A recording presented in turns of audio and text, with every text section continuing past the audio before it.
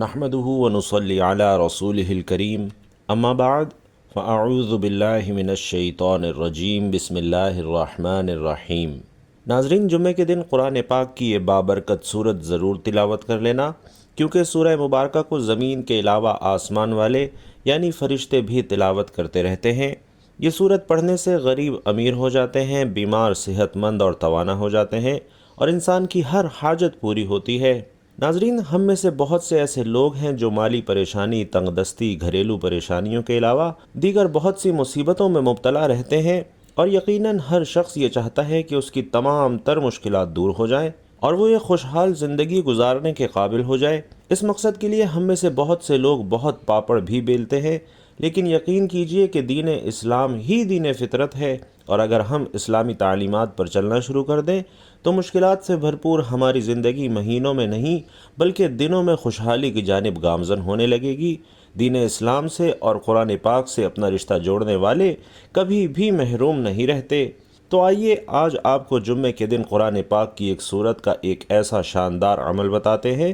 جو انسان کی بدحالی کو خوشحالی میں بدلنے کی بھرپور طاقت رکھتا ہے۔ ناظرین کرام، جمعۃ المبارک کو جمعہ کہنے کی وجہ کیا ہے؟ عربی زبان میں اس دن کا نام عروبہ تھا، جسے بعد میں جمعہ رکھا گیا، اور سب سے پہلے جس شخص نے اس دن کا نام جمعۃ المبارک رکھا وہ کعب بن لوئی ہیں۔ اس کی وجہ تسمیہ کے بارے میں مختلف اقوال ہیں، جن میں سے ایک یہ ہے کہ اس لیے اسے جمعہ کہا جاتا ہے کہ اس دن نماز کے لیے جماعتوں کا اجتماع ہوتا ہے۔ مفتی احمد یار خان نعیمی رحمۃ اللہ علیہ فرماتے ہیں کہ چونکہ اس دن تمام مخلوقات وجود میں اکٹھی ہوئیں اور اسی دن تکمیل خلق ہوئی، نیز حضرت آدم علیہ السلام کی مٹی بھی اسی دن جمع ہوئی، اور اسی دن تمام لوگ اکٹھے ہو کر صلاۃ الجمعہ پڑھتے ہیں، اور اسی جہت سے اس دن کو یوم جمعہ کہتے ہیں۔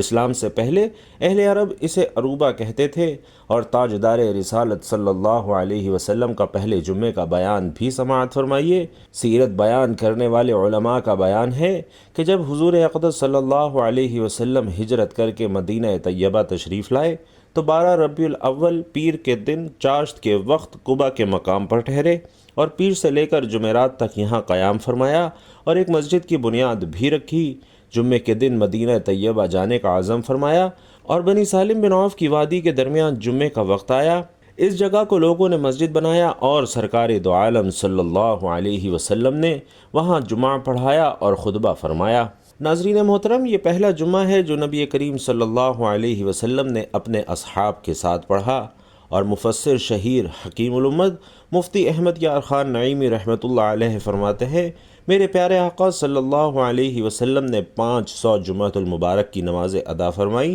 اس لیے کہ جمعۃ المبارک کی نماز ہجرت کے بعد شروع ہوئی، جس کے بعد 10 سال ہمارے آقا صلی اللہ علیہ وسلم کی ظاہری زندگی مبارک رہی، اور اس عرصے میں جمعۃ المبارک کی نمازیں اتنی ہی بنتی ہیں۔ ناظرین کرام، جمعے کے دن کے فضائل بے شمار ہیں، چند ایک ملاحظہ کیجئے۔ کثیر احادیث میں جمعے کے دن کے فضائل بیان کیے گئے ہیں۔ حضرت سیدنا سلمان رضی اللہ تعالی عنہ سے روایت ہے کہ آخری نبی صلی اللہ علیہ وسلم نے ارشاد فرمایا کہ جو شخص جمعۃ المبارک کے دن غسل کرے اور طہارت اور نفاست حاصل کرے، جس قدر ممکن ہو تیل لگائے اور خوشبو ملے جو گھر میں میسر ہو، پھر گھر سے نماز کے لیے نکلے اور 2 آدمیوں کے درمیان اپنے بیٹھنے یا گزرنے کے لیے شگاف نہ ڈالے، پھر نماز پڑھے جو مقرر کر دی گئی ہے، پھر جب امام نماز پڑھے تو خاموش بیٹھا رہے، تو اس کے وہ تمام گناہ جو ایک جمعۃ المبارک سے دوسرے جمعۃ المبارک تک اس نے کیے معاف کر دیے جائیں گے۔ اسی طرح تاجدار رسالت صلی اللہ علیہ وسلم نے یہ بھی فرمایا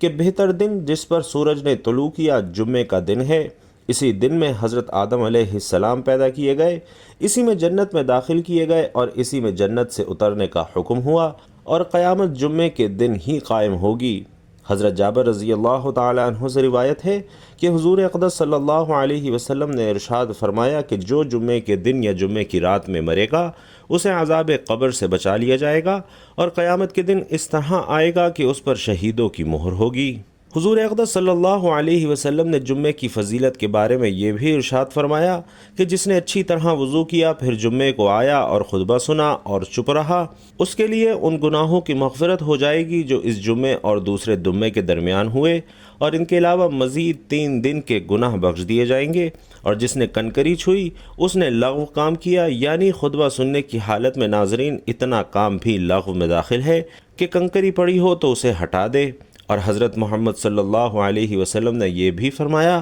کہ 5 چیزیں جو ایک دن میں کرے گا اللہ اسے جنتی لکھ دے گا۔ 1 جو مریض کو پوچھنے جائے، 2 جنازے میں حاضر ہو، 3 روزہ رکھے، 4 جمعے کو جائے، اور 5 غلام آزاد کرے۔ ناظرین، حضرت ابو درداء رضی اللہ تعالی عنہ سے روایت ہے کہ سید المرسلین صلی اللہ علیہ وسلم نے ارشاد فرمایا کہ جمعے کے دن مجھ پر درود کی کثرت کرو کہ یہ دن مشہود ہے، اس میں فرشتے حاضر ہوتے ہیں اور مجھ پر جو درود پڑھے گا پیش کیا جائے گا۔ حضرت ابو درداء رضی اللہ تعالی عنہ کہتے ہیں کہ میں نے عرض کی کہ یا رسول اللہ، آپ کی ظاہری زندگی کے بعد کا کیا حال ہے؟ ارشاد فرمایا کہ بے شک اللہ نے زمین پر انبیاء کرام علیہم الصلاۃ والسلام کے جسم کھانا حرام کر دیا ہے، اللہ پاک کا نبی زندہ ہے، روزی دیا جاتا ہے۔ اسی طرح حضرت ابو ہریرہ رضی اللہ تعالی عنہ فرماتے ہیں کہ حضور اقدس صلی اللہ علیہ وسلم نے میرا ہاتھ پکڑ کر ارشاد فرمایا کہ اللہ نے زمین کو ہفتے کے دن پیدا فرمایا،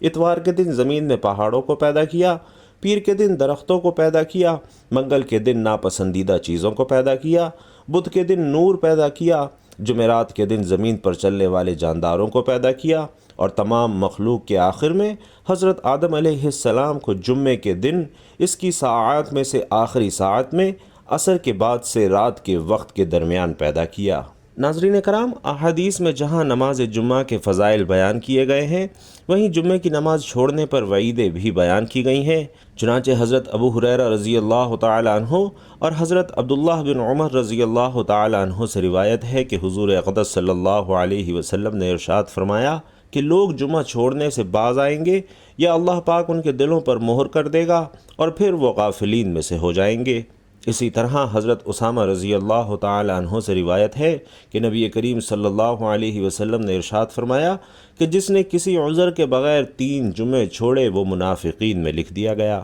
اور ناظرین، جمعۃ المبارک کے دن ایک گناہ کا عذاب بھی 70 گناہ ہے۔ اور جمعے کے دن میں کون سی ایسی صورت ہے جو کہ فضیلت اور فوائد کے حساب سے بیش قیمتی ہے؟ تو یاد رکھیے کہ قرآن پاک کی ایک ایسی صورت ہے جس کے فضائل اور فوائد، فیوز و برکات بے شمار ہیں۔ اور بعض احادیث میں یہ ذکر بھی ملتا ہے کہ اس صورت کو نہ صرف انسان زمین پر بلکہ فرشتے آسمانوں پر تلاوت کرتے ہیں۔ تمام آسمانی فرشتوں میں 4 فرشتے جنہوں نے اللہ کا عرش اٹھا رکھا ہے اور وہ سب سے زیادہ مقرب اور محترم فرشتے ہیں، اور یہ 4 فرشتے اس قرآنی صورت کی تلاوت میں مشغول رہتے ہیں۔ چنانچہ ناظرین، یہ ایسی برکتوں اور رحمتوں والی سورہ مبارکہ ہے کہ اسے جو شخص ہر جمعے کے دن لازمی پڑھ لیا کرے تو اس دنیا میں بھی معزز اور محترم ہو جائے گا اور آخرت میں بھی معزز اور محترم سمجھا جائے گا۔ آسمان کے فرشتے بھی اس سورہ مبارکہ کی تلاوت کرنے والے کی عزت کرتے ہیں۔ قرآن پاک کی سورہ مبارکہ کے بارے میں فرمایا گیا ہے کہ بیماری جتنی بھی شدید نوعیت پر اتر چکی ہو اور ڈاکٹروں نے مریض کو لا علاج قرار دے دیا ہو یا کسی بھی طرح کا کوئی علاج کارگر ثابت نہ ہو رہا ہو، تو اس سورہ مبارکہ کی تلاوت کرنے اور سننے والے کی تمام ذہنی اور جسمانی بیماریاں ختم ہو جاتی ہیں، بشرطے کہ اس کی موت کا وقت نہ آن پہنچا ہو۔ اس کے علاوہ بھی ناظرین، اس سورہ مبارکہ کو غربت اور افلاس ختم کرنے کے لیے ہر روز باقاعدگی سے پڑھنے والے کی غربت انشاءاللہ جاتی رہے گی۔ مال و دولت کے حصول کے لیے اور حصول برکت کے لیے اس سورہ مبارکہ کو روزانہ فجر کی نماز کے بعد پڑھنے کا اپنا معمول بنا لیا جائے تو رزق کے بند دروازے کھل جاتے ہیں اور اس کی برکت سے ہر طرح کی حاجات اور ضروریات اللہ کے حکم سے پوری ہو جاتی ہیں۔ اور ناظرین محترم، قرآن پاک کی یہ بابرکت سورت سورۃ الرحمن ہے جس کی بے شمار فضیلتیں بیان فرمائی گئی ہیں۔ اس سورت کو پڑھنے والے کی تمام دلی مرادیں پوری ہوتی ہیں، غربت، افلاس اور تنگ دستی کا خاتمہ ہوتا ہے۔ قرض اتارنے کے لیے بھی یہ سورت ہر روز تلاوت کی جائے تو انشاءاللہ اللہ سبحانہ و تعالی قرض اتارنے کا بہترین انتظام فرما دیتے ہیں۔ اس سورہ مبارکہ کو پڑھنے والے کی غیبی مدد کے لیے فرشتے اترتے ہیں۔ اور ناظرین محترم، سورۃ الرحمن کو اس حوالے سے بھی بہت بڑی فضیلت حاصل ہے کہ جتنے بھی دماغی اور ذہنی امراض کے مریض ہیں، اور یہ بات بار بار کے مشاہدات اور تجربات سے ثابت شدہ ہے کہ ایسے مریض جو کوما میں ہیں، فالج میں ہیں، جن کو بار بار دماغی دورے پڑتے ہیں، جن پر غشی کے دورے پڑتے ہیں، الغرض ہر طرح کے دماغی اور جسمانی امراض کے لیے ہر روز 3 بار یعنی صبح، دوپہر اور شام اس سورہ مبارکہ کی تلاوت کر لی جائے۔ اور اگر مریض کسی صورت میں خود تلاوت نہیں کر سکتا تو اسے اس کی تلاوت دن میں 3 مرتبہ سنا دی جائے تو اس کی تلاوت کی برکت سے چند ہی دنوں میں اس کی بیماری میں انشاءاللہ نمایاں کمی واقع ہونے لگتی ہے۔ تمام ذہنی اور دماغی امراض کے علاج کے لیے اس سورہ مبارکہ کو انتہائی مجرب پایا گیا ہے، اور اس کے علاوہ جادو ٹونے اور حسد اور کسی بھی قسم کے کیے کرائے کے لیے اس سورت کی تلاوت بے حد فوائد اور برکات کی حامل ہے۔ تو آئیے آج کا سورۃ الرحمن کا جمعے کا بابرکت دن کا وظیفہ بھی ملاحظہ فرما لیجئے۔ یہ وظیفہ اور یہ عمل آپ جمعے کے دن کسی بھی وقت کر سکتے ہیں۔ شب جمعہ یعنی جمعرات اور جمعے کی درمیانی شب بھی آپ یہ عمل کر سکتے ہیں۔ کسی بھی نماز کے بعد یا پھر نماز جمعہ کے بعد باوضو حالت میں جائے نماز پر بیٹھ کر یہ عمل کریں تو زیادہ بہتر ہے، یا پھر فجر، ظہر، عصر، مغرب، عشاء آپ کسی بھی نماز کے بعد یہ عمل کر سکتے ہیں۔ باوضو حالت میں جائے نماز پر بیٹھ کر سب سے پہلے آپ نے 3 بار درود پاک پڑھ لینا ہے۔ درود پاک آپ کوئی سا بھی پڑھ سکتے ہیں، مختصر درود پڑھ لیں یا پھر درود ابراہیمی پڑھ لیں۔ 3 بار درود پاک پڑھ کر آپ نے باوضو جائے نماز پر بیٹھے بیٹھے سب سے پہلے اپنے جائز مقصد حاجت کی نیت کر لینی ہے۔ اگر آپ کو روپے پیسے کی فوری اور ارجنٹ ضرورت ہے تو اس کی نیت کر لیں۔ اگر آپ اپنا ذاتی مکان خریدنا چاہتے ہیں تو اس کی نیت کر لیں۔ گھر چاہیے، گاڑی چاہیے، اچھا رشتہ چاہیے، پسند کی شادی کا ارادہ ہے، یا کسی کے دل میں اپنے لیے محبت کی آگ لگانا چاہتے ہیں، قرض کی ادائیگی کے لیے وظیفہ کر رہے ہیں، یا پھر کسی بھی اپنے مقصد کے لیے یہ وظیفہ کر رہے ہیں، تو اس مقصد کو اپنے ذہن میں تصور کریں اور یہ وظیفہ شروع کر دیجئے۔ اور سب سے پہلے آپ نے تعوذ اور تسمیہ یعنی اعوذ باللہ من الشیطان الرجیم بسم اللہ الرحمن الرحیم پڑھ لینی ہے، اور اس کے بعد آپ نے اپنے ہاتھ کی انگلیوں پر گن کر 33 مرتبہ سبحان اللہ پڑھنا ہے۔ اس کے بعد 33 مرتبہ ہی الحمدللہ پڑھنا ہے، اور پھر 34 مرتبہ اللہ اکبر پڑھنا ہے۔ اور اس عمل کو تسبیح فاطمی بھی کہا جاتا ہے، اور تسبیح فاطمی بھی انتہائی فضیلت اور برکت والی تسبیح ہے۔ تسبیح فاطمہ کے بعد آپ نے پھر سے 3 بار درود پاک پڑھ کر 1 مرتبہ سورۃ الرحمن کی تلاوت کر لینی ہے۔ آپ قرآن مجید سے دیکھ کر پڑھیں یا چاہے تو موبائل فون سے دیکھ کر پڑھ لیں۔ یہ 27ویں پارے میں 55 نمبر سورت ہے۔ یہ سورۃ الرحمن ہے، اور قرآن پاک کو اپنے سامنے کسی رحل وغیرہ پر رکھ کر اور قرآن پاک سے دیکھ کر بھی سورۃ الرحمن کی تلاوت کر سکتے ہیں۔ بتائے گئے کسی بھی ایک طریقے کے مطابق آپ سورۃ الرحمن کی تلاوت کر لیجئے۔ سورۃ الرحمن صرف 1 مرتبہ پڑھنی ہے، اور سورۃ الرحمن پڑھنے کے بعد 3 بار درود پاک بھی لازمی پڑھنا ہے۔ جو آپ نے پہلے پڑھا تھا وہی درود پاک پڑھ لیجئے، اور تلاوت کے بعد آپ نے اپنے ہاتھوں کی انگلیوں پر گن کر یا پھر تسبیح کے دانوں پر گن کر 100 مرتبہ پہلا کلمہ یعنی لا الہ الا اللہ محمد الرسول اللہ پڑھنا ہے۔ جب 100 بار اس طرح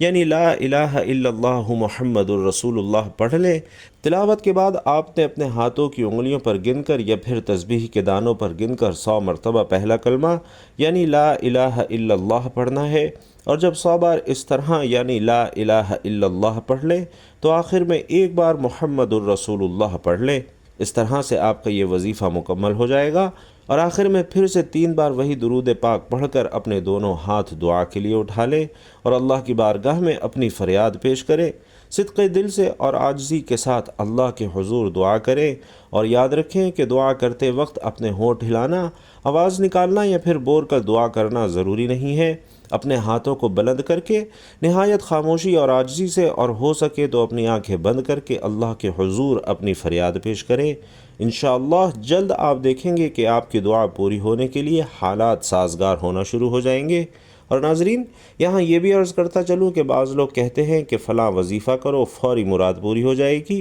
فلاں عمل کرو فوری رقم مل جائے گی، فلاں تسبیح پڑھو فوراً کام ہو جائے گا۔ تو ناظرین، ایسا ہرگز نہیں ہوتا، کیونکہ یہ دنیا اسباب کے تحت چلتی ہے، اور یہ قانون قدرت ہے جو اللہ رب العالمین نے تخلیق کیا ہے۔ ہاں اگر اللہ چاہے تو اس کی ذات کچھ بھی کر سکتی ہے اور پلک جھپکنے سے پہلے کچھ بھی ہو سکتا ہے، لیکن ہر وظیفے اور عمل کے لیے ایسا کہنا درست نہیں ہے۔ اللہ مشکلات حل فرماتا ہے لیکن اسباب کے تحت، اور اللہ ہی بہترین مسبب الاسباب ہے۔ پختہ یقین اور نیت کے ساتھ آج کا بتایا گیا یہ عمل ضرور کریں، اور نتیجہ آپ خود اپنی آنکھوں سے دیکھیں گے انشاءاللہ تبارک و تعالی۔ اللہ پاک سے دعا ہے کہ ہمیں یوم جمعۃ المبارک اور نماز جمعۃ المبارک کی حفاظت اور قدر کرنے کی توفیق عطا فرمائے، آمین یا رب العالمین۔